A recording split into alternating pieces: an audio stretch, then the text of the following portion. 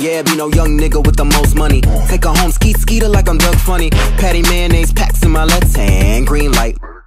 Hey guys, this is EditorsDepot and you're watching another intro template tutorial. Feel free to pause this video at whatever moment you wish if we're going a little too fast for you. And if you have any questions, leave them down below in the comment section. We always reply to every single comment, and if we're away for a minute, just go ahead and comment down below and there's very friendly people that will help you, guaranteed.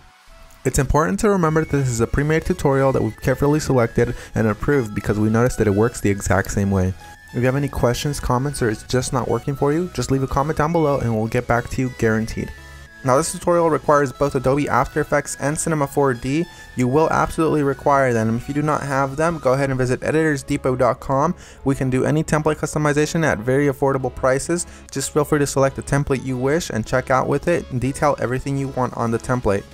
Now that that's out of the way, all you're going to want to do is open up the Cinema 4D file. So here it is, and we already have it open, so I'm going to go ahead and bring it up. And as you can tell, everything is ready to go. All you have to do is replace the text, render, and you're done. Except one little thing, there's sometimes problems that come up with the templates, and I'm going to go ahead and cover them here. Sometimes the audio will be included, and you don't have to worry a bit about that. As you can tell on this template, the audio is included. It's not a problem at all. And sometimes the font is not included. If it's not, all you want to do is of course look for the text layers. They will look a little like this. Select it and then hit font and select any font you wish. You can visit DesignerDepot.net for any font you wish. The first thing you want to do is of course modify one of the text layers. So here it says your. I'm going to go ahead and hover the text after I select it and replace it with editors. I'm going to do the same thing for the second layer behind that one. I'm going to hover the text and write editors. Now that that's done, I'm going to go ahead and render preview. And as you can see, it says editors, everything is 100% fine. You do the exact same thing for the bottom layers. I selected both at the same time. I'm going to replace it with Depot. Once I go ahead and render preview, it looks amazing and I'm happy with it. I'm 100% happy with the colors because it's red and EditorsDepot is red. But if you're not happy with the colors, you can simply come down below, double click it, and make any modifications you wish. Whether it's make it green, make it blue, or blend it all together and make a little purple. I'm going to go ahead and keep it this way, and I'm going to go ahead and go to my render settings now. Once you're in the render settings, you're going to want to make sure that your width and height is set to 1920 x 1080 if you have a very good computer or decent computer and you have time. If you have a slow computer and you probably don't have that much time, you make sure you set it 1280 by 720. You want to make sure you tick all frames, and then you go to save. You make sure it has a PNG sequence for a faster render that does not reduce quality at all. And you want to make sure you select file here. Make sure you make a folder for this one render sequence that's alone and empty. Mine is template render, and I'm going to name my every single sequence render. You close that and you begin the render.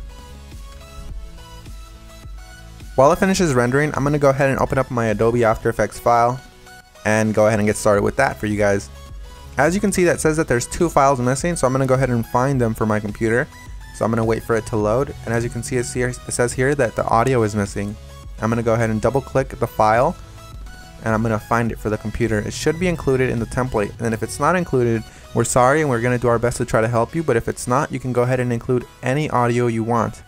As you can see here, it's not included, so I'm going to go ahead and just drag in one of my copyright-free files that I have in my library. You can use the one that we're using for this tutorial. Another really quick tip you can actually follow is just close this, right-click the file, and go to rename. You can actually copy the entire name if it still has the original name of the song. Then you go back to YouTube, you paste that there, and you download the file from there. You want to make sure it's copyright-free and you're not breaking any laws though. Once you've gone ahead and replaced your song, you're going to want to go ahead and replace the other thing that was missing, which is of course the PNG sequence. It might be a PNG file, .png, or it might be an MP4 file, or anything within those regards, like QuickTime for example.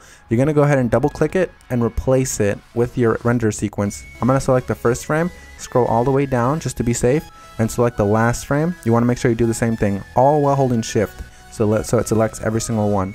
You make sure you tick on sequence here where it says PNG sequence. You should have that option for Windows as well. You hit open and it will import every single one and it'll make it look like a video. That makes your render much faster and it looks the exact same. So we're 100% done. Assuming you have every single one of the plugins required, you're 100% done, and if you don't, you're going to have a black screen similar to this. But if you do have a black screen similar to this, you're gonna just want to make sure you troubleshoot it by turning off or turning back on whatever adjustment layers might be messing up your entire video. As you can see here, all of the adjustment layers, one of them within these messed up the entire render, so I'm gonna go ahead and turn them on one by one. That one's fine, that one's fine.